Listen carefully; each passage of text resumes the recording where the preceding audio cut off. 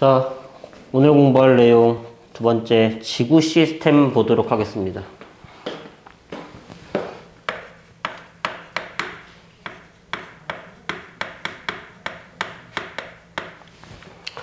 자, 일단 우리가 지구 시스템에서 저 시스템이라고 하는 단어 있죠? 예, 제가 뭘 의미하는지를 일단 알고 넘어가야겠죠, 그렇죠? 우리가 시스템을요, 이제 다른 말로는 한글로는 뭐라고 하냐면 기회라고 얘기를 합니다. 그리고 얘가 갖는 의미는 뭐냐면 이겁니다. 첫 번째, 시스템이라고 하는 건 어떤 구성 요소들이 필요하고요. 그 구성 요소들이 서로 뭐하고 있냐면요, 상호작용을 합니다. 그래서 구성 요소들의 상호작용으로 유지가 되는 체계,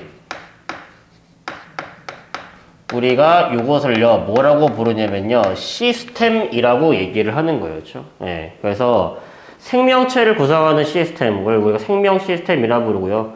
당신을 구성하는 여러 가지 요소들이 있죠. 대표적으로 뭐 심장이라든지 폐라든지 간이라든지, 그렇죠? 예, 그런 것도 있고, 그 다음에 생태계라고 하는 것도 있죠. 그렇죠? 그래서 생태계를 구성하는 구성 요소들 뭐가 있어요? 뭐 생산자, 광합성하는 애들, 그 다음에 소비자, 분해자, 이런 것들이 있죠. 그렇죠? 예. 그런 것들을 우리가 다 통틀어 가지고 뭐라 부른다? 예, 시스템이라고 얘기를 하는 겁니다. 그럼 우리가 이번 단원에서 공부해야 될 건 뭐냐면은 지구 시스템의 구성 요소들에는 어떤 것들이 있고 걔네들이 어떤 식으로 상호작용을 하냐, 상호작용하는 그 예시, 이런 것들을 공부를 하셔야 된다라는 소리입니다. 그렇죠? 자, 그러면은 첫 번째, 지구 시스템의 구성 요소들에는 일단 어떤 것들이 있냐, 이거부터 먼저 같이 한번 파악을 한번 해보겠습니다. 자, 지구 시스템은 이제 크게 5가지 구성 요소로 되어 있다라고 얘기를 합니다. 자, 첫 번째는요, 땅이 존재하는 영역이에요. 그렇죠? 그래서 우리가 거기를 직권이라고 얘기를 하는 거고요. 자, 두 번째는요, 지구를 둘러싸고 있는 공기를 대기라고 부르고요. 대기가 차지하는 영역을 우리가 기권이라고 얘기를 합니다. 또는 대기권이라고도 불러요. 그리고 세 번째, 지구에서 물이 분포하고 있는 영역을 우리가 수권이라고 얘기를 합니다. 그리고 네 번째, 생명체들을 우리가 생물권이라고 부르고요. 지구 바깥에 있는 우주 공간을요, 우리가 뭐라고 부르는 거냐면요, 외권이라고 얘기를 합니다. 기권 밖에 우주 공간, 외권이라고 부르는데, 자, 여기에서 그러면은 외권은 지구 바깥인데 왜 지구 시스템으로 포함합니까? 왜냐면은요, 이 외권에서도요, 뭐가 일어나고 있냐면요, 상호작용이 일어나고 있기 때문이에요. 대표적으로 외권에 태양이 있거든요. 근데 태양이 만약에 사라지잖아? 그러면은요, 일단 생명체들이 광합성을 못하죠? 그러면은 이 생물권이 사라지게 될 거다라는 말이었죠. 제대로 굴러가지가 않죠. 그래서 이런 식으로 지구 시스템들이 끊임없이 상호작용하고 있기 때문에 외권도 지구 시스템으로 포함하고 있다라고 이제 우리가 알아두시면 되겠습니다. 그리고 여기서 조금만 더 디테일하게 들어가자면요, 수권은요, 액체 상태의 물뿐만 아니라 고체 상태의 물, 즉 빙하도 포함하고 있는 거고요. 생물권 같은 경우는 이제 우리가 분해되지 않은 유기물이 있죠. 예를 들어서 뭐 나무에서 낙엽이 떨어졌어. 그러면은 나무에서 떨어진 그 낙엽은요, 생물권인가? 네, 맞습니다. 왜냐고요? 아직 분해되기 전에 유기물들은요, 전부 다 생물권으로 보는 겁니다. 그리고 직권 같은 경우는 딱딱한 우리가 땅을 밟고 있는 지각만을 의미하는 건가요? 아닙니다. 지구 내부 전체를 의미하는 거예요. 그렇죠? 그래서 그런 디테일한 것까지 조금 알고 계시면 되겠습니다. 어차피 뒤에서 다시 할 거지만. 자, 그러면 우리가 얘네들을요, 이제부터 순서대로 하나씩 자세하게 뜯어볼 거예요. 첫 번째, 직권부터 먼저 보도록 하겠습니다. 우리가 이 직권이라고 하는 것은요, 아까 뭐라고 했냐면요, 지표부터 시작해서요, 지구 내부 전체를 의미한다고 했죠. 그래서 그 지구 내부 전체가 어느 정도냐, 깊이 약 한 6,400km 정도, 지구 반지름이 6,400km 정도 되거든요. 그렇죠? 여기를 우리가 직권이라고 얘기를 하는 거고요. 우리가 이제부터 각 권을요, 어떻게 볼 거냐면요, 첫 번째, 어떤 성분으로 이루어져 있나요? 두 번째, 어떤 구조로 되어 있나요? 그리고 각 층의 특징은 무엇인가요? 이렇게 볼 겁니다. 자, 직권의 첫 번째 성분부터 먼저 볼게요. 근데 우리가 직권의 성분 같은 경우는요, 이제 우리가 어떻게 나누게 되냐면요, 첫 번째, 핵을 구성하고 있는 성분과 그 다음에 두 번째, 멘틀과 지각을 구성하고 있는 성분이 다르다라는 거예요. 좀 많이 다릅니다. 그래서 우리가 지구가 옛날에 미행성체가 충돌하면서 마그마의 바다가 됐고요.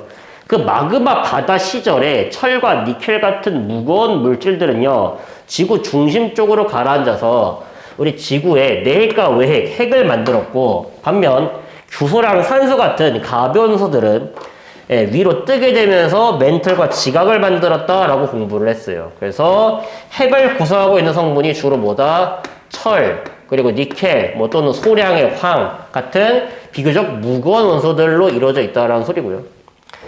멘틀과 지각을 구성하는 원소 같은 경우는 아까 말했듯이 규소, 그리고 산소, 이런 것들이 있다. 규산염 물질 우리가 이라고 얘기를 하는 거죠. 규산염 물질. 라고 이제 우리가 보시면 되겠습니다.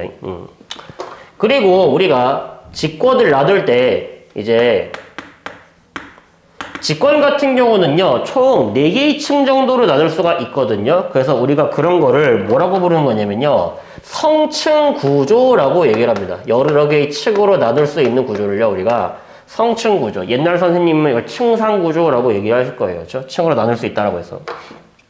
근데 우리가 층을 나눴으면은요, 뭐가 필요해? 나누는 기준이라고 하는 게 필요하겠죠? 참고로, 직권 같은 경우는 무엇을 기준으로 원래 나누는 거냐면요, 지진파로 연구하는 겁니다. 지구 내부는요, 직접 들어가 볼 수가 없으니까. 근데 그 지진파의 속도가 어떻게 변했는지를 가지고요, 총 4개의 층으로 나누거든요. 근데 그 지진파의 속도가 무엇 때문에 변하냐? 물질의 성분과 상태에 따라서 변하게 됩니다. 성분이 달라지잖아? 철에서 니켈로 가잖아? 그러면 속도가 달라질 수 있고요. 똑같은 성분일지라도요, 액체냐 고체냐에 따라서 속도가 달라집니다. 그래서 직권을 나누는 기준은 이제 깊이에 따른 내부 물질의 성분과 뭐에 따라서 상태에 따라서 나누겠다. 그래서 총 4개의 층으로 나눌 수가 있다라는 거고요. 그 4개의 층을요, 우리가 그림으로 표현해 봤을 때 이렇게 됩니다. 첫 번째, 지구의 가장 겉껍데기, 여기를 우리가 뭐라 부르냐? 지각이라고 얘기를 하고요. 그리고 그 안쪽에 뭐가 있냐? 멘틀이 있습니다. 그리고 나머지가 핵인데, 핵은 다시 크게 두 부분을 나눠요. 그래서 안쪽에 있는 핵을 내핵, 바깥쪽에 있는 핵을 외핵, 이런 식으로 나누게 됩니다. 그래서 지구 내부 구조, 직권의 구조는요, 이렇게 4개의 층으로 나눌 수 있다라고 우리가 정리를 해 주시면 좋을 것 같고요. 참고로요, 이렇게 여러 개의 층이 있으면요, 그 층에 뭐가 있냐면요, 경계면이 있어요. 그래서 우리가 조금 디테일하게는 그 경계면까지 외워야 되는데 보통 1학년 레벨은 잘 안 됩니다. 참고로 여기를 모호면, 모호로 비치치가 발견한 불연속면이라고 해서 모호로 비치치 불연속면 또는 모호면이라고 부르고요. 여기를 구텐베르크 불연속면, 여기를 레만 불연속면이라고 부르는데 필요 없습니다. 그냥 경계면 같은 게 존재한다 정도로 나누시면 되고요. 그 다음에 이제 얘네들의 특징을 봐야겠죠. 지각은 어떤 특징이 있냐. 일단 지각은요, 다시 크게 두 가지로 나눌 수가 있어요. 대륙지각이랑 해양지각으로 나눌 수가 있습니다. 그래서 걔네들의 차이를 암기해 주시면 돼요. 자, 일단 우리가 지각을요, 조금 더 확대해서 그림으로 그려보잖아? 그러면요, 이런 식으로 생겨 먹었습니다. 여기에 이게 대륙 쪽에 있는 지각이 있고요. 여기 바다 쪽에 있는 지각이 있습니다. 그래서 우리가 대륙 쪽에서 존재하는 지각을 대륙지각, 바다에 존재하는 지각을 해양지각이라고 얘기를 하는 거죠. 그렇죠? 여기가 대륙지각이고요. 여기가 해양지각입니다. 그리고 지각 아래에는 멘틀이 있는 거죠. 그렇죠? 자, 근데 보면은요, 두께가 아무리 봐도 누가 더 두껍냐면요, 대륙지각이 더 두껍습니다. 그리고 반면에 해양지각은요, 얇아요. 자, 반면에 얘네들을 구성하고 있는 암석. 자, 대륙지각 같은 경우는 보통 무엇으로 이루어져 있냐면요, 화강암질 암석으로 이루어져 있다라고 표현합니다. 그리고 해양지각 같은 경우는요, 현무암질 암석으로 이루어져 있다라고 표현해요. 그리고 이제 이 화강암이라고 하는 놈들은요, 보통 가벼운 원소가 많이 포함되어 있어요. 뭐 알루미늄이라든지 칼륨이라든지 나트륨 같은 비교적 가벼운 원소들을 많이 포함하고 있기 때문에 얘들은 밀도가 작습니다.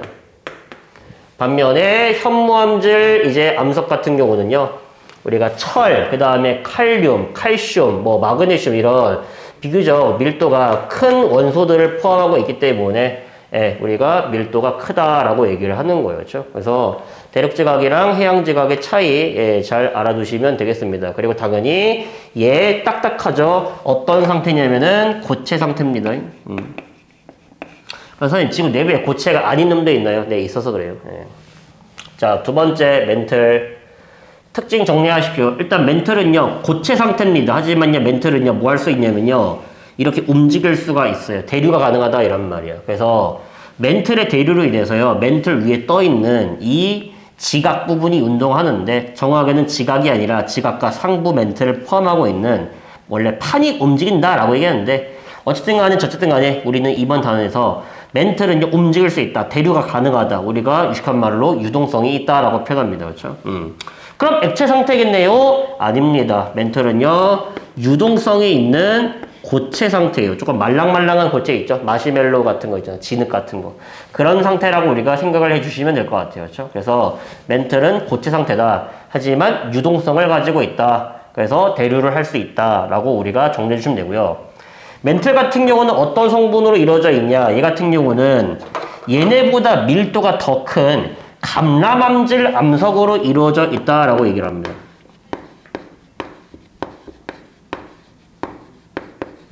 당연하게도요. 얘보다는 얘가 밀도 크고요. 얘보다는 얘네들이 밀도 큰 겁니다. 그렇죠? 밀도가 클수록 지구 중심으로 쏠려 있죠. 그렇죠? 그래서 멘틀 감람암질 암석으로 돼 있다. 그리고 멘틀의 가장 중요한 특징입니다. 우리가 직권이 이렇게 있으면요. 각 영역이 차지하는 부피가 있을 텐데 누가 가장 큰 부피를 차지하냐? 이 중에서 멘틀이 가장 큰 부피를 차지한다. 어느 정도인데요? 직권 전체 부피의 약 80%를 차지하는 게 그게 멘틀이에요. 그렇죠? 알아두십시오. 직권 전체 부피의 80% 이상을 차지하고 있다. 라고 알아두시면 되겠습니다. 자, 그리고 외핵 같은 경우는 얘가 철과 니켈로 구성되어 있는데 얘가 지구 직권의 구조 중에서 유일하게 액체인 놈입니다. 그래서 외핵도 뭐 할 수 있냐면요. 대류를 할 수가 있어요. 그렇죠? 그리고 참고로 이렇게 철이나 니켈 같은 원소들이요. 대류를 하잖아. 움직이잖아. 그러면은 뭐가 나타나냐면요. 전류가 흐르는 효과가 나타나고요. 그리고 전류가 흐르는 곳 주변에서는요, 뭐가 만들어지게 되냐면요, 자기장이 만들어집니다. 그래서 외핵의 특징, 외핵의 대류로 인해서 뭐가 만들어진다? 지구 자기장이 형성된다.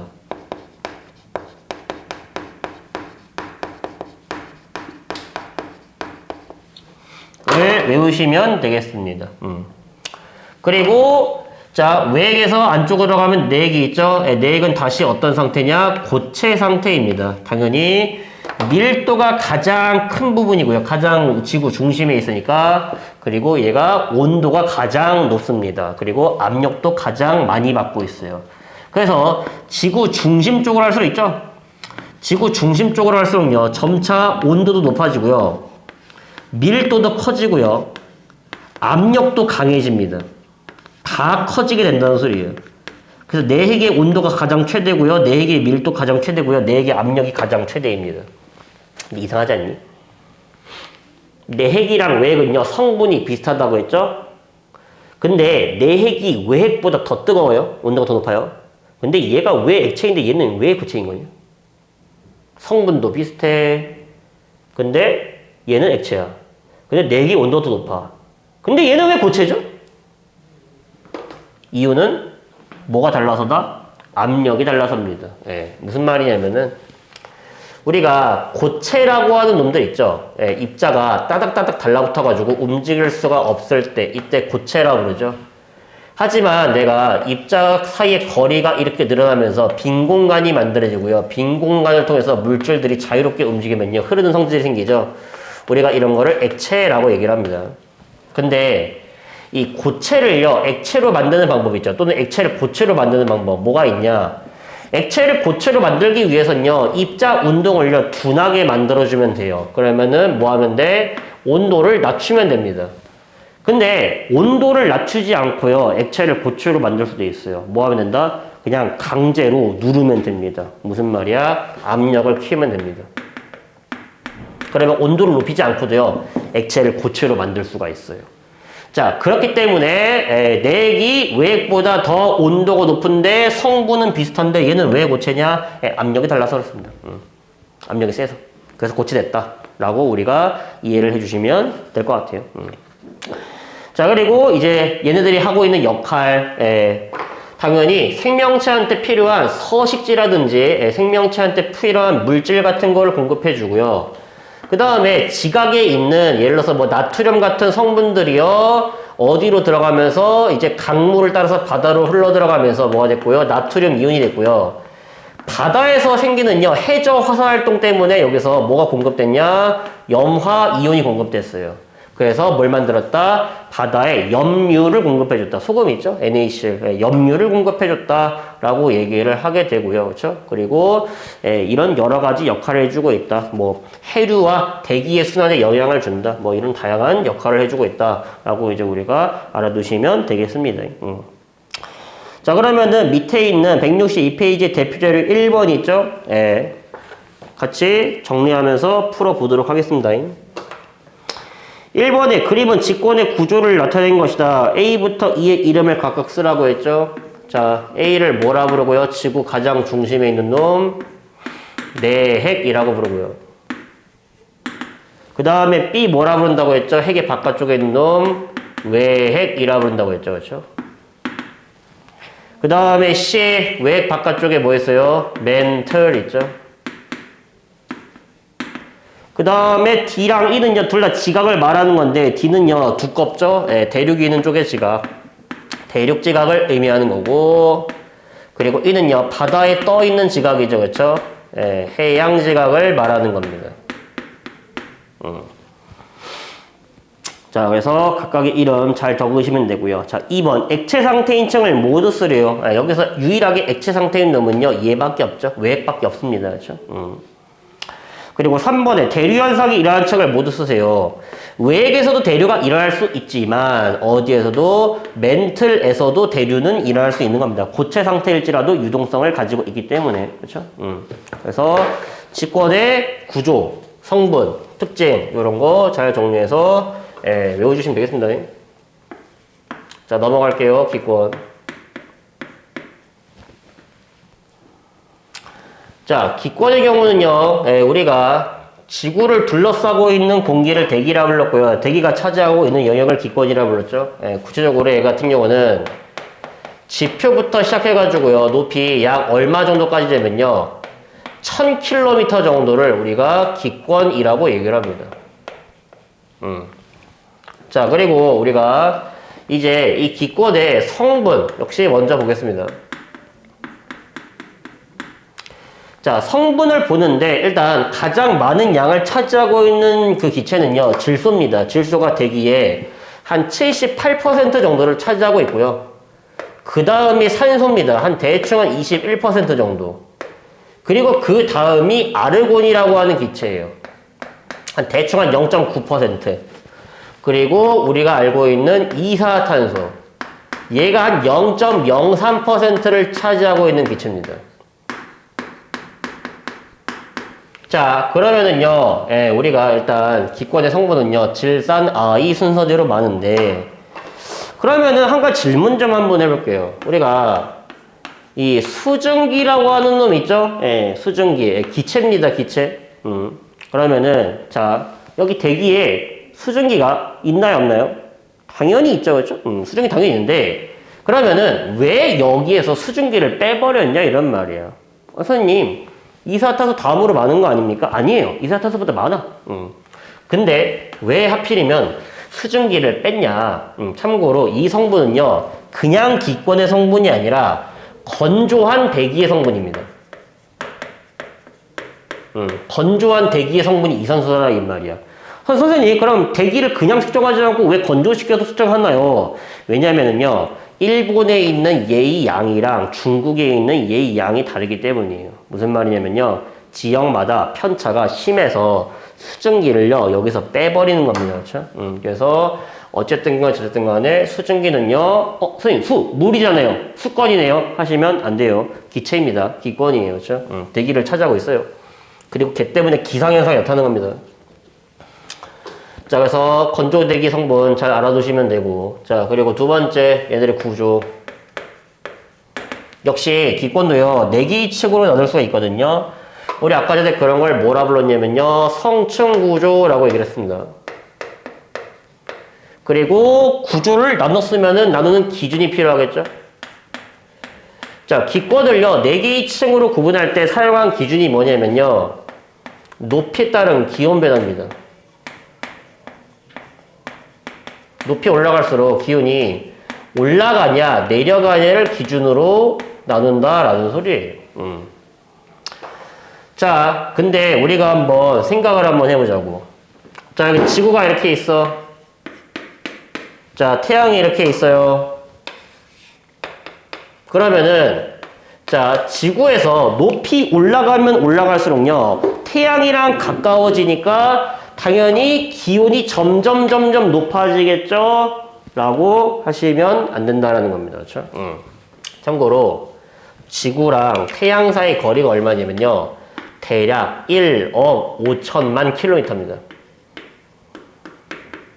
1억 5천만 킬로미터야. 그렇죠? 여기에서 막 1km, 막 10km, 100km 올라간다라고 해서요, 태양이랑 1도 안 가까워집니다. 그렇죠? 자, 그러면은 우리가 태양이랑 관계가 없다라는 건 알겠는데, 높이 올라갈수록 태양이랑 가까워지는 게 아니니까.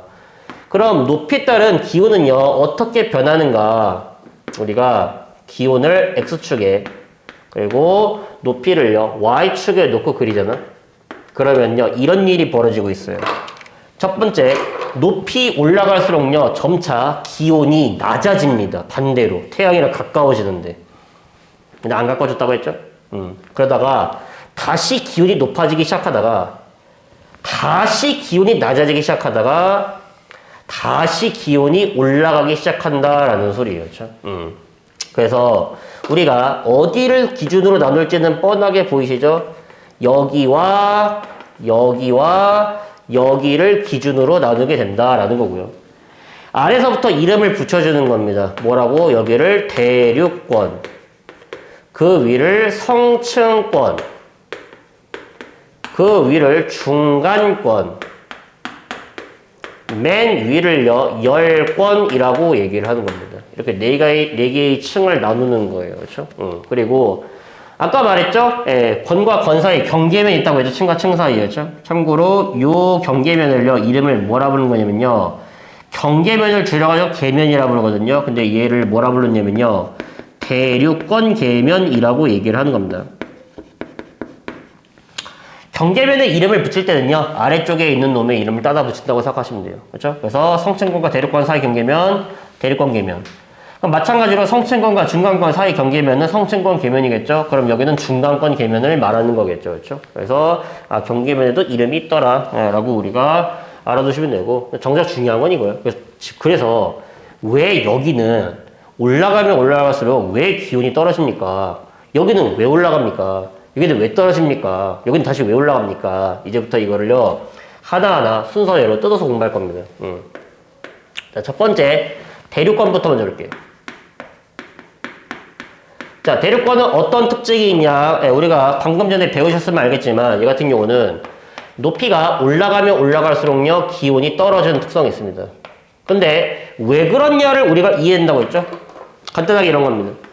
자, 지구는요, 태양으로부터 에너지를 흡수해요. 우리가 익숙한 말로 태양 복사 에너지라고 부릅니다. 근데 지구가 이것을요, 흡수하기만 한다면은요, 기온은 계속 올라갈 겁니다. 근데 지구의 연평균 기온은 거의 일정해요. 왜 기온이 일정한가요? 당연히 흡수한 만큼의 에너지를요, 방출하고 있기 때문입니다. 그래서 우리가 이런 거를 뭐라 부르면요, 지구 복사 에너지라고 얘기를 하는 거예요. 그래서 이 흡수하는 양과 방출하는 양이 같기 때문에 지구는요, 연평균 기온이 일정하게 유지된다라고 얘기를 하는데, 결과적으로 지구에서 멀어지잖아? 지구에 가까운 놈은요, 지구로부터 복사 에너지를 많이 받습니다. 반면에 지구랑 멀리 떨어져 있을수록요, 지구로부터 받는 에너지가 뭐하게 된다? 줄어들게 된다라는 소리예요. 그렇죠? 그래서 대륙권이 높이 올라가면 올라갈수록 기온이 떨어진 까닭은요, 높이 올라갈수록요, 지구 복사 에너지가 감소하기 때문입니다. 지구로부터 받는 에너지가 줄어들기 때문이다 라고 우리가 이렇게 이해를 해 주시면 될 것 같아요. 그리고 대륙권의 중요한 특징, 당연히 여기서 뭐가 일어나고 있냐, 이런 일이 벌어지고 있는 거죠. 아래쪽에 있는 공기 있죠? 기온이 높습니다. 기온이 높다, 뜨거운 공기, 그리고 뜨거운 공기는 가벼워가지고 위로 올라가려고 합니다.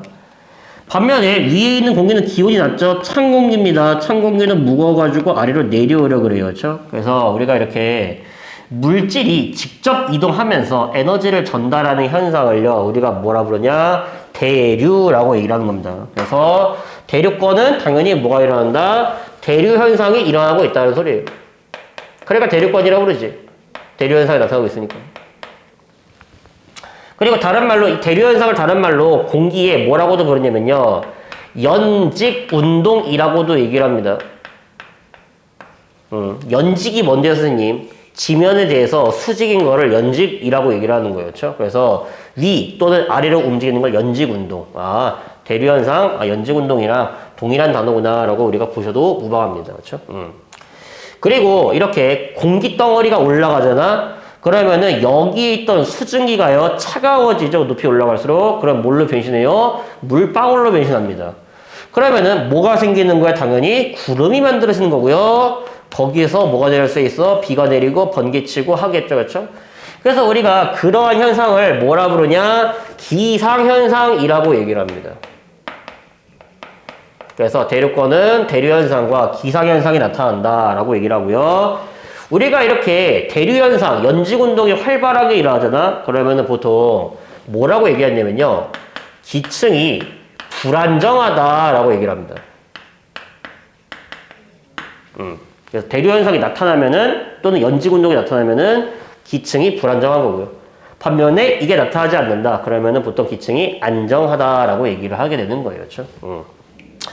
그리고 참고로 대륙권에서요, 대기 밀도가 가장 높습니다. 공기들이 어디 쏠려 있다? 이 대륙권에 다 쏠려 있는 거예요. 조금 더 자세하게 디테일하게 얘기하자면요, 이 대충 한 32km 정도 높이 있죠? 높이 32km. 여기에 전체 대기에 몇 퍼센트가 쏠려 있냐면요, 99%가 여기에 쏠려 있습니다. 그래서 대부분의 공기 여기 쏠려 있다. 99%가 여기 있고요. 나머지 1%가 여기 조금 존재하는 거예요. 그 정도야. 대기 밀도 최대다. 당연히 밀도는 올라가면 올라갈수록 줄어드는 거죠. 그렇죠? 자, 대륙권 특징 정리해 주시면 되고요. 두 번째, 성층권. 자, 성층권 같은 경우는요, 반대죠. 높이 올라가면 올라갈수록 얘는 오히려 기온이 올라가게 됩니다. 그리고 그 까닭은요, 성층권에 한 20에서 30km 정도에 오존이라고 하는 분자가 굉장한 농도로 분포하고 있거든요. 그래서 우리가 그 오존이 굉장히 높은 농도로 분포하는 그 층을요, 뭐라고 부르냐면요, 오존층이라고 얘기를 하고요. 그 오존층이 뭐라고 되냐면요, 태양으로부터 오는 자외선이라고 하는 빛을 흡수합니다. 그래가지고요, 자외선을 흡수하기 때문에 주변의 온도를 올려주게 된다라는 거예요. 그렇죠? 그래서 성층권에서 높이 올라갈수록 기온이 올라가는 까닭이 뭐니? 오존층 때문입니다. 라고 얘기하는 거고요. 조금 더 구체적으로는 오존층이 태양으로부터 오는 뭘 흡수하기 때문에? 자외선을 흡수하기 때문이다. 라고 얘기를 하는 겁니다. 그렇죠? 그래서 이게 성층권의 특징이에요. 예. 그래서 성층권에는요, 이게 특징이야. 이거 자체가 오존층이 존재한다는 소리예요. 대충 한 20에서 30km 사이에. 그래서 오존이라고 하는 분자가 높은 농도로 존재하는 오존층이라고 하는 게 있다. 그리고 오존층이 자외선을 흡수해주기 때문에 지상의 생명체들은 자외선을 안 맞을 수 있죠. 지상의 생명체가 살 수 있도록 도와주는 겁니다. 오존층 없었으면요, 지상의 생명체는요 살 수가 없었어요. 그렇죠? 그래서 성층권 우리가 이렇게 했는 거고요. 참고로 여기 성층권 같은 경우는요, 아래쪽에 있는 공기가 차갑죠? 위쪽에 있는 공기가 따뜻하죠? 그러면은 뜨거운 공기 위로 올라가라고 하고 차가운 공기 내려간다고 했으니까 여기는 움직임이 없잖아. 그렇죠? 이미 뜨거운 공기가 이미 위에 있고 차가운 공기는 이미 아래에 있으니까. 그러니까 이 성층권 같은 경우는요, 대류 현상이요 일어나지 않는다라는 겁니다. 그리고 우리가 이렇게 대류 현상이 일어나지 않을 때를요 뭐라고 한다고 했어요? 기층이 안정하다라고 있고요. 그리고 이렇게 기층이 안정하기 때문에 우리가 보통 장거리 비행기 항로로 이용된다라고 얘기를 해요.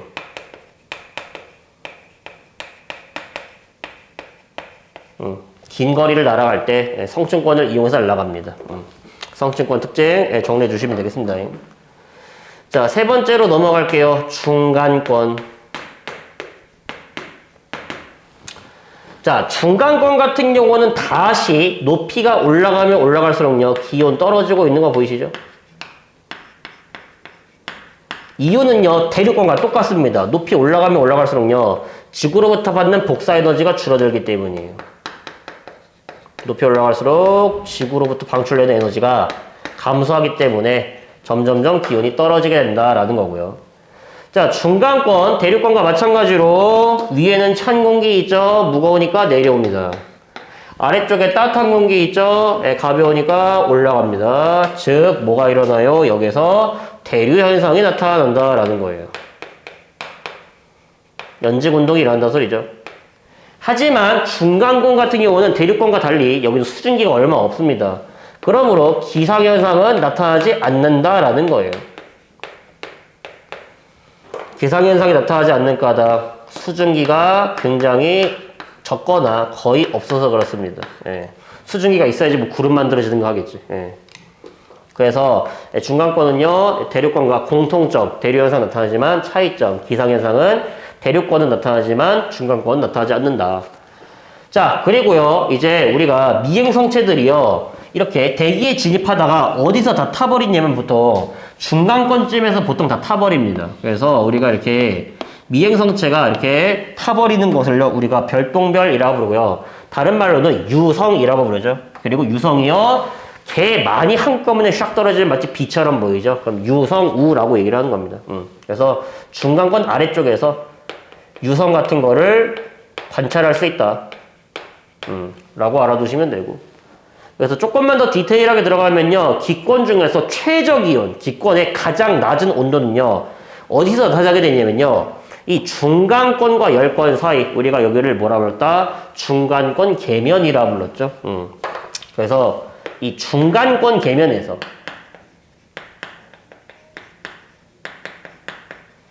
기권의 최저 기온이 나타나게 된다. 라고 우리가 정리해서 암기해 주시면 되겠습니다. 자, 마지막 10권.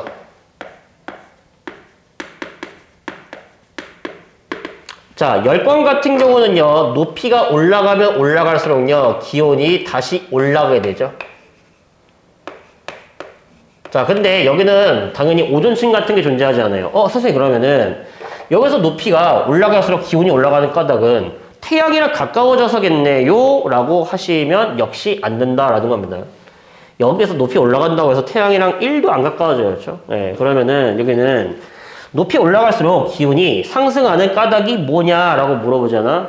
그러면은 이렇게 이해하는 거예요.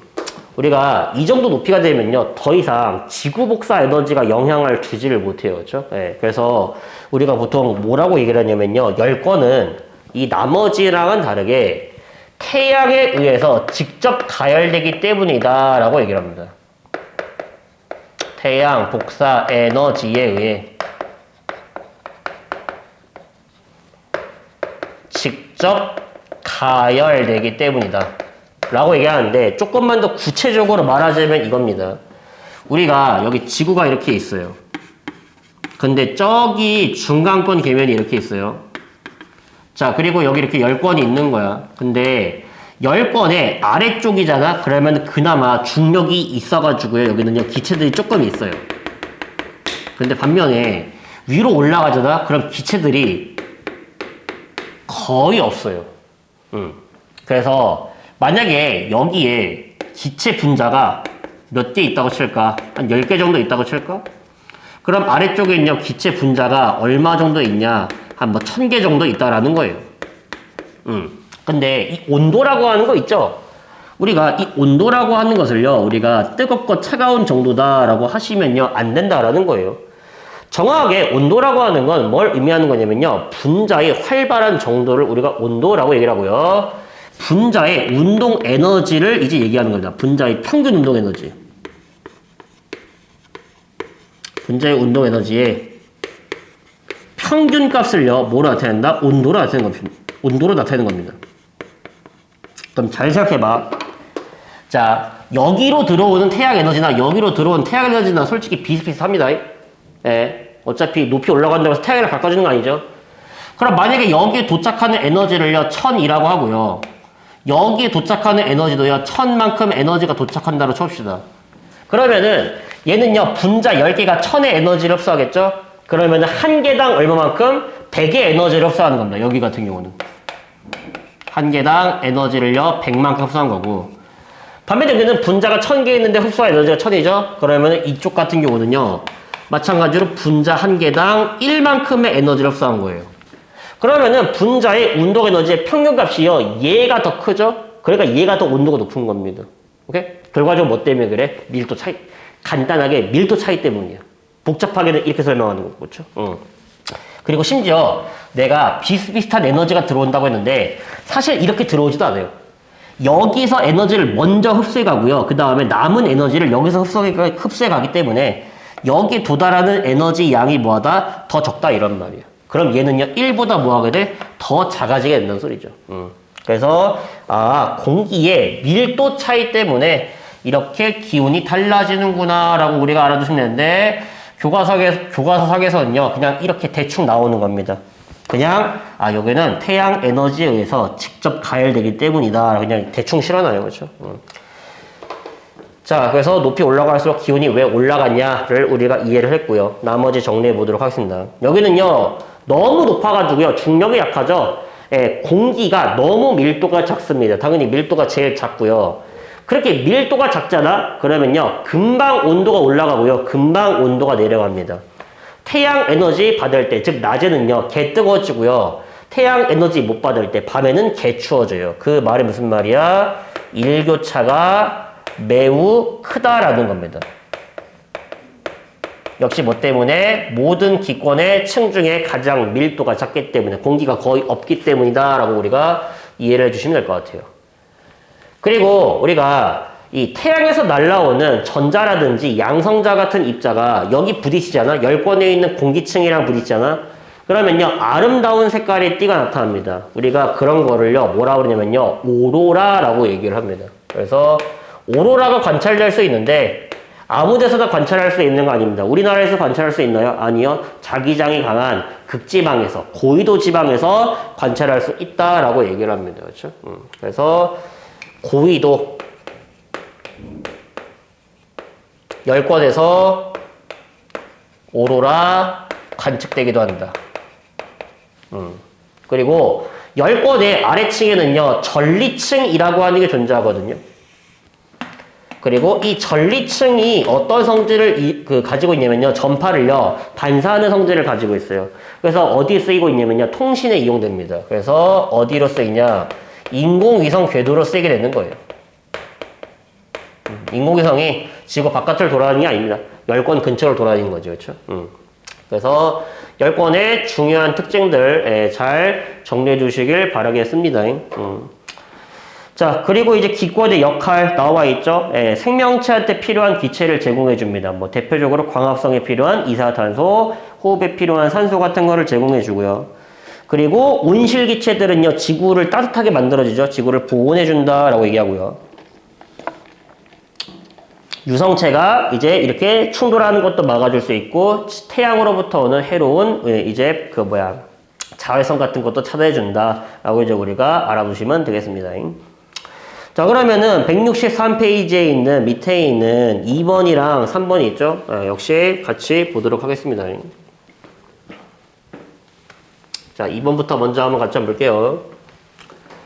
그림은 기권의 구조를 나타낸 것이다. 다음 물음에 답하시오. 자, 일단 첫 번째 A부터 D의 이름을 쓰라고 했죠? 가장 아래부터 A 뭐라고요? 대류권. B 뭐라고 그런다고요? 성층권. C 뭐라고 그런다고요? 중간권. 마지막에 D 뭐라고 그런다고 했죠? 열권이라고 부릅니다. 각각 잘 적어주시면 되고, 이번에 나의 A 구간에서는 대기의 연직운동이 활발한다. 연직운동이 뭔가요? 아까 말했죠? 대류현상 같은 놈들을 다른 말로 연직운동이라고 얘기를 하는 거예요. 그리고 3번에 나의 B 구간에서 나타나는 연직 기온 변화의 주된 원인, B에서 높이 올라갈수록 기온이 상승하는 까닭은 오존층에서 적외선이 흡수되기 때문이다. 아니죠. 틀렸죠. 적외선이 아니라 자외선이 흡수되기 때문이다. 라고 얘기를 해 주셔야 되겠습니다. 그렇죠? 그래서 글 잘 읽으세요. 자, 그 다음에 3번. 그림 가와 나는요, 지구랑 금속의 연직 기온 분포를요, 순서 없이 나타낸 건데요. 자, 누가 금성이고 누가 지구냐라는 거죠. 그렇죠? 그러면 딱 봐도 가는요 요렇게 돼 있고요, 나는 요렇게 돼 있는데, 나를 보시면요 높이 올라갈수록 온도가 내려갔다가 올라갔다가 내려갔다가 다시 올라가고 있죠. 딱 봐도 누가 얘가 지구가 됩니다. 그렇죠? 그리고 가가 누가 된다? 금성이 된다라는 거예요. 그렇죠? 근데 금성은 왜 저렇게 생겼습니까? 당연하게도요, 지구가 이렇게 4개의 층으로 나뉘는 까닭은요, 지구에 뭐가 있기 때문이냐면요, 성층권, 오존층이 있기 때문에 이렇게 나눠지는 겁니다. 그래서 만약에 지구에서 오존층을 빼버리잖아? 그러면요, 높이 올라갈수록요, 지구 복사 에너지 감소하면서 높이가 올라갈수록 기온 떨어지다가 특정 구간 되면은요, 지구 복사 에너지가 영향을 못 주면서 다시 온도가 올라가게 될 거다. 금성처럼 될 겁니다. 오존층이 없다 하면. 그렇죠? 그래서 무슨 말이야? 반대로, 금성에는 오존층 같은 게 없구나. 라고 이제 우리가 이해할 수 있다는 소리죠. 그래서 1번, 가랑 나중 금속의 연직 기온 분포는 가가 되고요. 2번, 오존층이 없다면 지구의 기온의 연직 성층 구조는요, 현재보다 단순해지겠죠. 이게 이렇게 되겠죠. 오존층이 사라지면. 그렇죠? 그래서 기권 잘 정리해 주시길 바라겠습니다. 자, 넘어가서 164페이지 이번에 수권.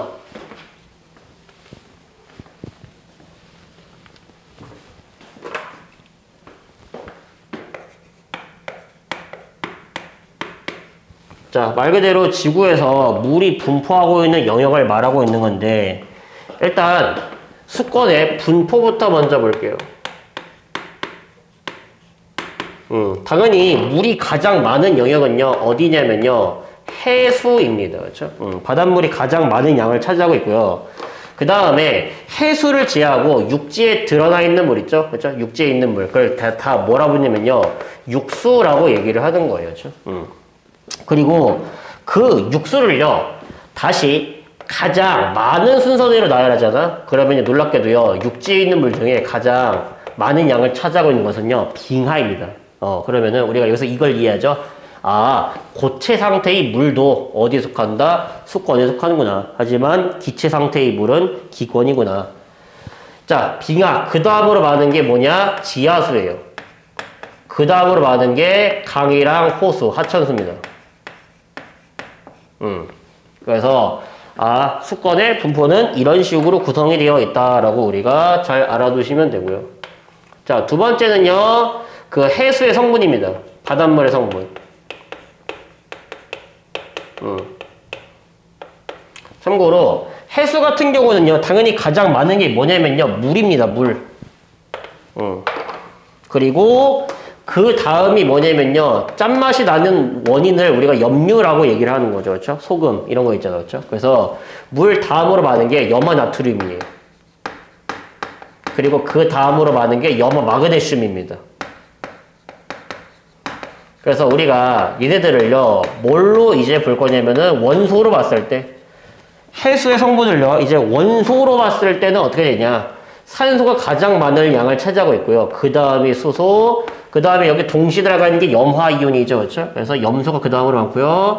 뭐 그 다음이 나트륨, 그 다음 마그네슘, 뭐 이런 순서대로 된다라는 말입니다. 근데 뭐 요 내용은요. 별로 그렇게 중요한 건 아니라 가지고요. 출제 비율이 그렇게 높지는 않습니다. 그렇죠? 그냥 참고로만 알아두시면 되겠습니다. 자, 더 중요한 거는요. 이거죠. 해수의 구조. 바닷물은 어떤 구조로 생겨 먹었나요? 역시 똑같습니다. 얘도요. 세 개의 층으로 나눌 수가 있어요. 성층 구조로 이루어져 있고요. 그리고 해수를요. 이 세 개의 층으로 나누는 기준은 뭐냐? 깊이에 따른 수온 변화입니다. 깊이에 따른 수온 분포를 기준으로 우리가 총 3개의 층으로 나누게 됩니다. 그래서 우리가 해수의 성층 구조 같은 경우는 그래프를 어떻게 그리냐면요. 요렇게 그립니다. 아래로 내려갈수록요. 점점 바다 깊은 곳으로 들어간다라는 걸 의미하는 거고요. X축에는요. 수온을 나타낸 건데 얘 생겨먹은 꼬라지가 어떻게 생겨먹었냐면요. 이렇게 생겼어요. 첫 번째, 그러면 선생님 바다가 이렇게 있으면은 바다 깊은 곳으로 들어갈수록요. 점점 태양 에너지가 줄어들기 때문에 점점 수온이 떨어지겠죠. 그러면은 그래프가 이렇게 그려지겠죠. 하시면 안 된다라는 거예요. 자, 해수 같은 경우는 수온이 첫 번째 일정하다가 그러다가 뭐 하게 된다? 어느 순간부터 갑자기 떨어지기 시작합니다. 그러다가 또 어느 순간부터는 다시 거의 일정해지기 시작해요. 그래서 우리가 수건을 3개의 층을 나눌 때 첫 번째 수온이 일정한 층, 다시 수온이 떨어지는 층, 그리고 다시 수온이 일정한 층 이렇게 총 3개의 층으로 나눌 수 있고요. 우리가 각각 위에서부터 뭐라고 이름을 부르냐면 여기를 혼합층이라고 부릅니다. 그리고 가운데를 수온약층이라고 얘기를 하고요. 마지막 이 깊은 바다를 우리가 심해층이라고 얘기를 하는 거예요. 자, 그러면은 이제 혼합층은 왜 수온이 일정합니까? 깊이 들어갈수록 점점 태양 에너지가 줄어드는데 왜 그러냐면요. 해수의 표면에서 불고 있는 바람 때문에 그래요. 해수면 위에서 부는 바람. 이렇게 바람이 불잖아? 그러면요, 당연히 바람이 불면서 여기에 있는 물도요, 어떤 운동하냐? 연직 운동을 하게 됩니다. 무슨 말이야? 대류가 일어난다는 소리예요. 그렇죠? 그래서 우리가 이런 걸 유식한 말로 바람에 의한 강제 혼합작용이 일어난다라고 얘기합니다. 그래서 골고루 섞이면서 수온이 일정해진다라고 보시면 될 것 같아요. 그러면은 우리가 혼합층의 수온이 일정한 까닭을 알았으니까 혼합층의 특징을 이해할 수 있어야겠죠? 혼합층 같은 경우는 당연히 저 해수면 위에서 부는 바람의 세기가 강해지면 강해질수록 어떻게 된다? 혼합층의 두께가 점차 두꺼워진다라는 사실을 알 수가 있습니다. 그래서 바람의 세기로 혼합층의 두께를 알 수가 있고요. 반대로 혼합층의 두께를 보시면요. 어디가 더 바람이 강한지를 우리가 알 수가 있다는 소리예요. 그렇죠? 그리고 당연히 세 개의 층 중에서 가장 수온이 높습니다. 왜요? 태양 복사 에너지 대부분을 여기서 흡수해가기 때문에. 자, 두 번째 수온약층. 일단 수온약층 같은 경우는요. 위에 있는 바닷물은요. 온도가 높고요. 아래쪽에 있는 바닷물은요. 온도가 낮습니다. 그러면은 밀도가 큰 물이 아래쪽에 있고 밀도가 작은 물이 위쪽에 있으니까 대류 현상이 일어나지 않는다라는 소리죠. 그렇죠? 그래서 수온약층 대류 현상이 일어나지 않는다. 다른 말로 뭐라 불렀어요? 연직 운동이 안 일어난다라고 얘기를 하는 겁니다. 그래서 성층권이랑 똑같습니다. 대류 현상이 일어나지 않는다. 그러면 여기가 가장 안정한 층을 의미하는 거예요.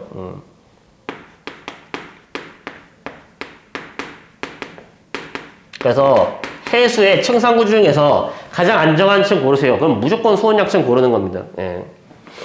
그리고 이렇게 수온이 급격하게 떨어지는 까닭은요, 당연히 깊이 들어갈수록 태양 에너지가 줄어들기 때문이에요. 예. 그리고 이렇게 대류 현상이 안 일어나잖아? 그러면은 무슨 일이 벌어지냐? 물질들이 움직이지 않죠? 그러면요, 에너지도 같이 잘 이동을 안 합니다. 그래서 수온약층의 두 번째 특징. 혼합층과 심해층 사이에 물질 교환과 에너지 교환을 차단한다라고 얘기를 합니다. 이게 수온약층의 특징이에요. 예. 혼합층과 심해층 사이에 물질 및 에너지 교환을 차단시키고 있다라고 우리가 알아두시면 되겠습니다. 자, 그리고 마지막 심해층. 자, 심해층 같은 경우는 저 밑에 있는 바닷물이죠. 그러면 여기는요, 태양 에너지가 거의 도달을 하지 않습니다. 그 말은 무슨 말이냐면요, 밤에도 춥지만요, 어차피 낮에도 태양 에너지가 거의 도달을 안 하기 때문에 낮에도 춥다라는 소리예요. 반대로 겨울에도 춥지만 여름에도 태양 에너지가 거의 도달을 안 하기 때문에 여름에도 추운 겁니다. 밤에도 춥고 낮에도 춥고 겨울에도 춥고 여름에도 춥고. 그래서 우리가 하루 중에서 가장 온도가 높을 때, 가장 온도가 낮을 때의 차이를 뭐라 부르냐? 일교차라고 얘기하죠. 반면 1년 중에 가장 온도가 높을 때랑 가장 온도가 낮을 때의 차이를 연교차라고 하는데, 일교차랑 연교차가 매우 작다라는 겁니다. 차이가 거의 없어. 태양 에너지가 그냥 거의 도달 안 하기 때문에. 그리고 적도에 있는 심해층 역시 춥습니다. 적도면 따뜻해지는 거 아니에요? 아니지. 어차피 태양 에너지에 못 도달하잖아요. 극지방에 있는 심해층 당연히 춥죠. 그쵸? 그래서 우리가 이렇게 얘기하는 거죠. 위도에 따른 수온 차이도 거의 없다라고 얘기합니다. 요게 심해층의 특징이라고 보시면 돼요. 당연히 수권 중에서 가장 많은 부피를 차지하는 게 누구냐? 당연히 심해층 골라야 되는 거고요. 이런 건 상식이고. 그래서 우리가 수권의 여러 가지 이제 특징들을 공부를 했는데, 우리가 방금 전에 위도에 따른 이제 수온 차이가 심해층은 작다라고 했죠. 그러면은 혼합층과 수온약층은 위도에 따라서 달라지겠네. 그래서 이제부터 뭘 볼 거다? 위도에 따른 층상 구조는 어떻게 변하냐를 볼 겁니다.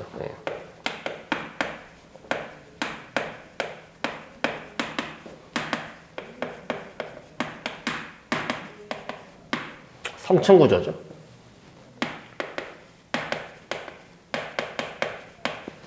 위도에 따라서 어떻게 구조가 나눠지게 되냐. 같이 한번 봅시다. 여기 한 방의 그래프로 한 번에 그릴게요. 자, 그러면 우리가 일단 먼저 이것을 이해를 해야 돼요. 자, 지구가 이렇게 있잖아. 그러면 지구를 반갈죽하잖아. 그럼 여기를 위도 0도라고 얘기를 하는 겁니다. 다른 말로는 적도라고 얘기를 하는 거죠. 그렇죠? 그리고요, 양 사이드 있죠? 여기를 위도 90도라고 부르고요. 다른 말로는 극이라고 얘기를 하는 겁니다. 그래서 북반구에 있는 그걸 북극이라고 부르고 남반구에 있는 그걸 남극이라고 하는 거죠. 그럼 여기는 위도가 작네요. 그럼 우리가 이걸 뭐라 부른다? 저위도라고 얘기를 하는 겁니다. 위도가 크대요. 그래서 우리가 이걸 뭐라 부른다? 고위도라고 부르고요. 가운데 있는 거를 중위도라고 얘기를 하는 겁니다. 그리고 당연하게도요, 이런 장소에는요, 아프리카 같은 데 있죠? 개 덥죠? 저위도로 갈수록 기온 높습니다. 그럼 기온이 높다라는 말은 점점 수온도 높아지겠네요. 그렇죠? 그래서 저위도에서 고위도로 갈수록요, 뭐하다? 수온이 떨어진다라는 거, 이거 상식이죠. 그렇죠? 북극이랑 남극으로 갈수록 추워지지 않아. 근데 우리가 지구 같은 경우는요, 세 개의 층으로 이렇게 나눌 수가 있어요. 0도부터 30도, 30도부터 60도, 60도부터 90도로 나올 수가 있고요. 각각의 부는 바람이 달라요. 참고로 여기 저위도에서 부는 바람을요, 뭐라 부르냐면요, 무역풍이라고 부르고요. 중위도에서 불고 있는 바람을 편서풍, 고위도에서 불고 있는 바람을요, 극동풍이라고 얘기를 하는데, 이 중에서 바람의 세기가 가장 센 게 편서풍입니다. 지구는 기본적으로 서풍 계열의 바람이 강하게 불고 있어요. 자, 그러면은 이 사실을 토대로 지금부터 이제 그려보도록 하겠습니다. 첫 번째, 저위도부터 먼저 그려볼게요. 일단, 저위도는요, 표층 수온이 굉장히 높아요.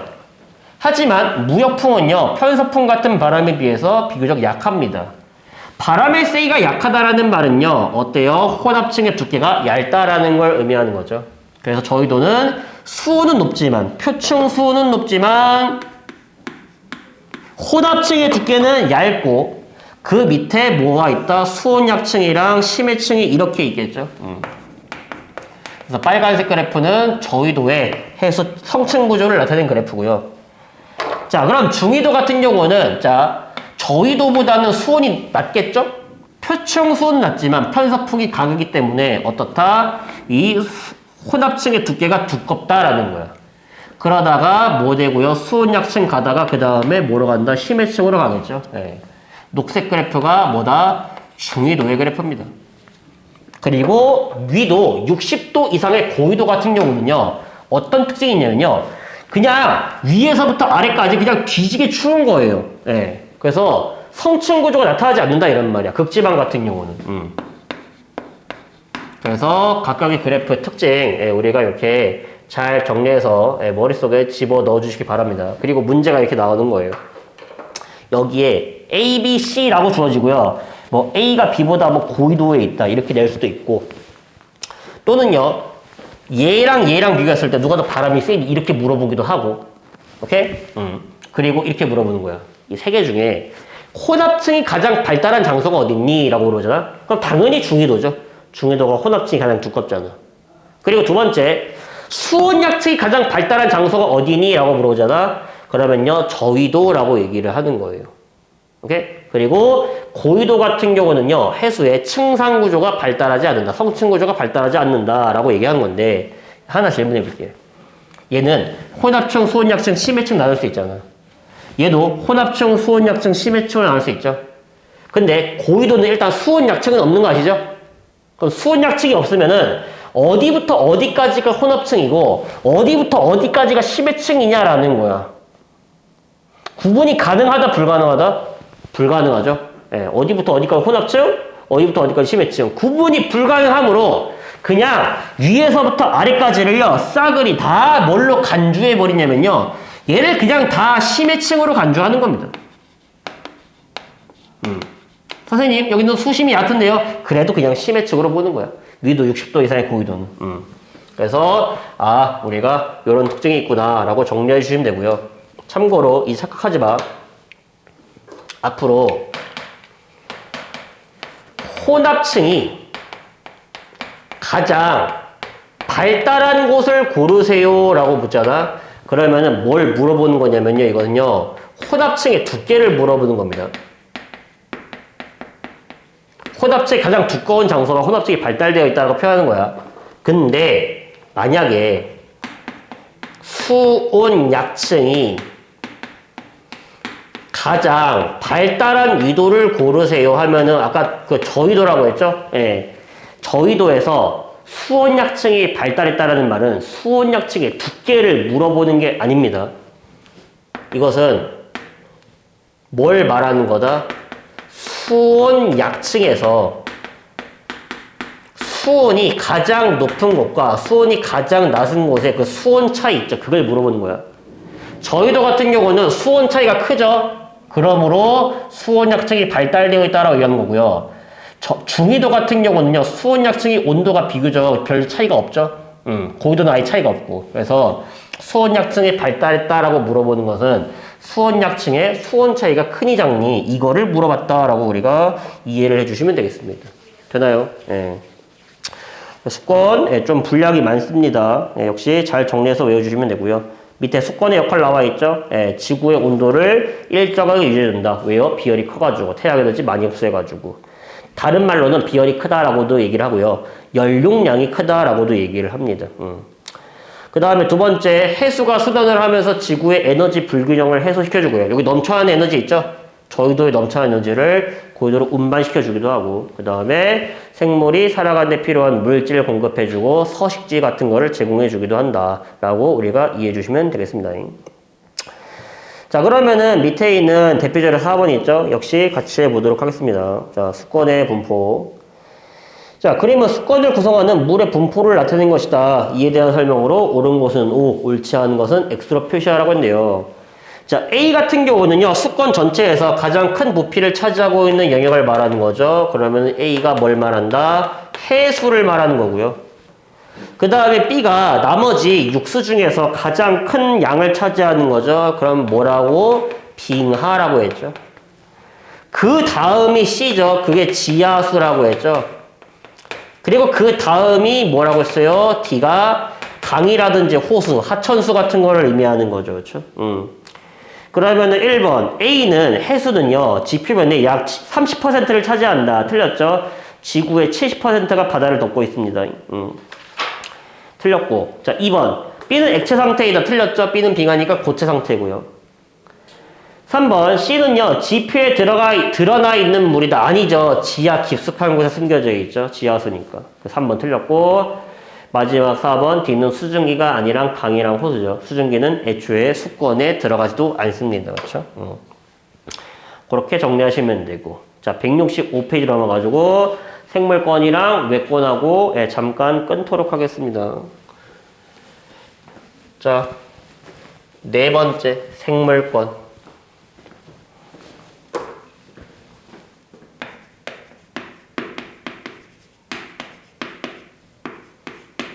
자, 일단 지구에 있는 모든 생명체들을요, 이제 생물권이라고 얘기를 합니다.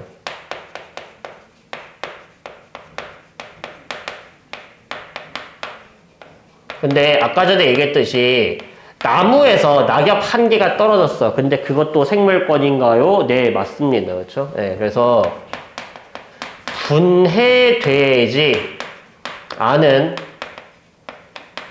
그런 물질들, 탄수화물, 단백질, 지방 그런 거 있죠? 네, 우리가 유식한 말로 유기물이라 부르죠. 그래서 분해되지 않은 유기물도 뭐로 포함한다? 생물권으로 이제 포함한다라는 겁니다. 그렇죠? 근데 이 생물권이요, 화성에 있나요? 없습니다. 금성에 있나요? 없어요. 오로지 어디에만 있다? 지구에만 있는 특성이다라는 말이에요. 그렇죠? 그러면은 왜 지구에만 생물권이 존재하나요? 왜 생명체는 지구에만 존재하나요?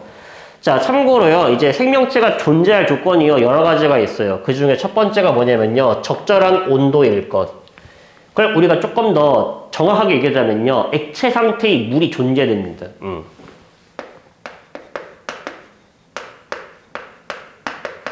왜 액체 상태의 물이 필요한가요? 이 물이라고 하는 건 기본적으로 비열이 커가지고 온도가 잘 쉽게 안 변해요. 즉 생명체들이 체온을 유지하는 데 도움을 주고요. 그 다음에 대부분의 물질을 잘 녹입니다. 설탕, 소금 잘 녹이죠. 물질 운반을 이제 생명체 내부에서 할 수가 있다는 소리죠. 그래서 생명체가 있는지 없는지를 확인할 때는요, 그 행성에 액체 상태의 물이 있는지 없는지를 먼저 확인을 하거든요. 근데 우리 지구 같은 경우는요, 태양으로부터 너무 멀지도 않고요, 너무 가까이 있지도 않아요. 그래서 우리가 이 액체 상태의 물이 존재할 수 있는 이 영역을요, 뭐라고 부르는 거냐면요, 생명 가능지대라고 얘기를 합니다. 그리고 수성이랑 금성 같은 경우는 생명 가능지대 안쪽에 있고요, 지구는 딱 생명 가능지대에 위치하고 있고요, 화성 같은 경우는 생명 가능지대 바깥쪽에 있어요. 그래서 수성이랑 금성 같은 경우는 태양이랑 가장 가깝다, 너무 뜨거워, 수증기 상태로 존재하는 거고요. 반면에 화성 같은 경우는 태양이 너무 멀어, 그래서 고체 상태, 얼음으로 존재하는 거죠. 그래서 지구는 생명 가능지대에 속하고 있다. 액체 상태의 물이 존재한다. 그래서 생명체가 살기 적합하다라는 거죠. 그렇죠? 너무 온도가 높지도 않고 낮지도 않으니까. 자, 두 번째 뭐가 필요하냐면요, 자기장이 필요합니다. 그리고 이 자기장의 역할은 뭐냐면은요, 태양으로부터 날아오는 태양풍을 막아주는 역할을 하고 있어요. 그리고 조금 더 이제 엄밀하게 얘기하자면요, 태양에서는요, 강력한 빛이 우리 지구에 도착하고 있거든요. 대표적으로 뭐 X선이라든지 아니면은 감마석 같은 생명체가 맞으면은요, DNA가 파괴될 수도 있는 정도의 에너지를 가지고 있는 해로운 광선이 날아오고 있습니다. 우리가 이런 거를요, 다른 말로는 뭐라 부르냐면요, 고에너지 우주선이라고 얘기를 합니다. 또는 고에너지 입자라고도 얘기를 하게 됩니다. 그렇죠? 그래서 우주선, 여기서 우주선은 스페이스 쉽이 아니라 코스믹 레이라고 얘기를 하는 겁니다. 우주에서 날아오는 방사선 이런 걸 말하는 거죠. 그렇죠? 그래서 자기장이 존재하는 게 생명체가 존재할 조건 중에 하나예요. 그리고 세 번째 뭐냐면요. 적절한 두께의 대기가 필요합니다.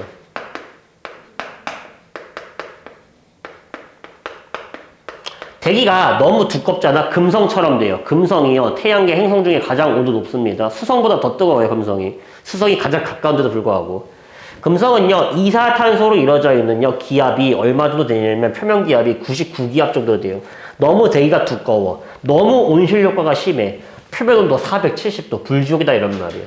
반면에 화성은요. 대기가 너무 얇아. 중력이 약해가지고. 예. 그래서 보온이 잘 안 돼. 그래서 지구는 대기의 두께가 적절해가지고요. 온실 효과가 적절하게 일어난다. 예. 생명체가 살기 적합한 온도가 된다. 라는 겁니다. 그렇죠? 그리고 이거 말고도요. 이제 위성이 존재됩니다. 달이 존재하기 때문에 지구가 자전축이요. 안 흔들리고 안정할 수가 있고요. 예. 여러 가지 다른 이 조건들도 필요한데 그냥 가장 중요하게 이 세 가지 정도가 있다라고 보시면 되겠습니다. 자전축이 뭐 너무 기울어져서도 안 되고요. 그렇죠? 근데 이제 우리가 이 생물권이요. 그 지구에 처음부터 있었냐? 그렇지가 않았다라는 겁니다. 그렇죠? 네, 그래서 우리가 배웠죠? 최초의 생명체는 어디서 탄생했냐? 바다에서 탄생했습니다. 그리고 이제 걔가요, 이제 오존층이 생긴 다음에 육지로 올라왔죠. 직권으로 진출을 한 거죠. 그 다음에 공기 중으로 날아갔죠. 기권에도 존재하고 있죠. 그렇죠? 그래서 우리가 현재 생물권 같은 경우는요, 직권, 기권, 수권에 걸쳐서 분포한다라고 얘기를 하지만, 과거서부터 그렇지는 않았다고요. 그걸 우리가 그림으로 나타내 보자면요, 이렇게 되겠죠. 여기에 수권이 있고, 여기 직권이 있고, 여기에 생물권이 기권이 있었다면은요, 생물권은요, 처음에 이제 어떻게 탄생을 했냐? 수권에서 최초의 생명체가 탄생했다 배웠죠? 그래서 생물권이 여기 뿅 하고 등장하는 겁니다. 근데 그러다가 어디로 진출하기 시작했고, 오존층이 생긴 다음에 직권으로 이렇게 샥 진출하기 시작했고요. 마지막으로 어디에도 기권으로도 샥 진출을 하기 시작하면서 현재는 직권, 기권, 수권에 걸쳐서 분포하고 있다라고 우리가 얘기를 하고 있는 겁니다. 그렇죠? 그래서 생물권의 공간적 분포 변화, 우리가 이렇게 변했다라고 하는 거를 잘 알고 계시면 될 것 같습니다. 자, 그러면 밑에 예제 풀어볼까요? 5번에. 그림 가부터 다는요, 지구 시스템의 구성 요소랑 각 권이 차지하는 공간적 분포 변화를 나타낸 것이다. A부터 D는 각각 기권, 직권, 수권, 생물권 중 하나라고 했는데, 일단, 거기 보시면요, B에서, 일단 D죠, D. 일단 D가 생물권인지는 아시죠, 그쵸? 점점 변하고 있으니까. 근데, 생물권이 최초로 탄생한 그 B가 그게 수권이겠죠? 그리고 오존층이 생긴 다음에 어디로? C, 직권으로 나가겠죠? 그리고 마지막으로 기권까지 진출을 했겠죠. 그래서 A가 기권, B가 수권, C가 직권, D가 생물권이라고 우리가 생각을 해주시면 되겠습니다. 그리고 마지막, 외권.